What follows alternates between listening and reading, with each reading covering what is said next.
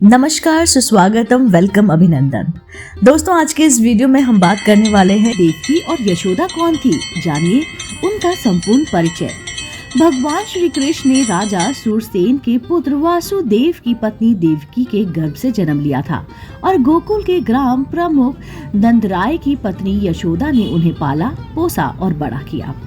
सबसे पहले बात करते हैं देवकी माता की। देवकी मथुरा के राजा उग्रसेन की पुत्री और कंस की बहन थी, जिनका विवाह पास के ही राजा सूरसेन के पुत्र वासुदेव के साथ हुआ था।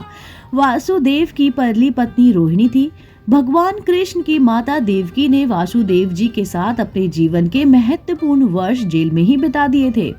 कंस वध के पश्चात ही उनकी रिहाई हुई थी। अब बात कर लेते हैं माँ यशोदा की। ब्रजमंडल में सुमुख नाम के गोप की पत्नी पटाला के गर्भ से यशोदा जी का जन्म हुआ था।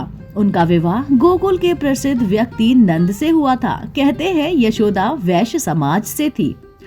अब बात करते हैं यशोदा के यहाँ पर कृष्ण का जन्म। दोस्तों, श्री कृष्ण को जिस माता ने पाला पोसा उनका नाम था यशोदा। इतिहास में देवकी की कम लेकिन यशोदा की चर्चा ज्यादा होती है, क्योंकि उन्होंने ही कृष्ण को बेटा समझकर पाल पोस कर बड़ा किया और एक आदर्श माँ बनकर इतिहास में अजर अमर हो गई। कंस से रक्षा करने के लिए जब वासुदेव जन्म के बाद आधी रात में ही कृष्ण को यशोदा के घर गोकुल में छोड़ आए, तो उनका पालन पोषण यशोदा जी ने ही किया।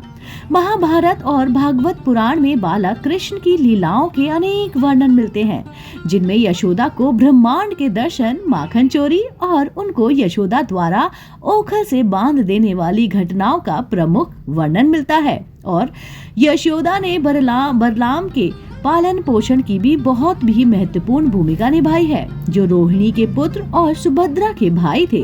उनकी एक पुत्री का भी वर्णन मिलता है, जिनका नाम था एकांगा। जी हाँ, भगवान श्री कृष्ण ने माखन लीला, ऊखल बंधन, कालिया उद्धार, पूतना वध, गोचारण, धेनुक वध और गोवर्धन धारण, रामलीला आदि, रासलीला आदि अनेक लीलाओं से यशोदा मैया को अपार सुख दिया।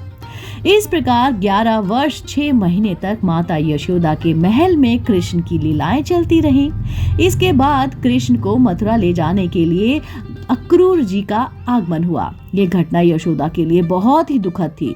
यशोदा विक्षिप्त सी हो गई थी, क्योंकि उनका पुत्र उन्हें छोड़कर जा रहा था।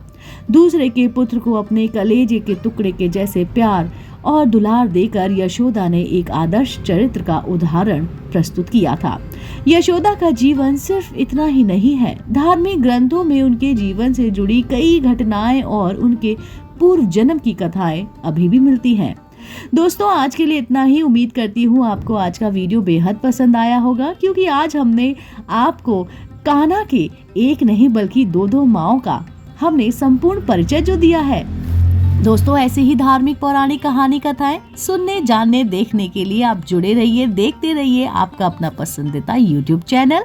मैं फिर से उपस्थित होती हूँ इसी चैनल पर नई रोचक जानकारी और कहानी के साथ। आप देख रहे थे आपका अपना पसंदीदा YouTube चैनल। तब तक के लिए नमस्कार।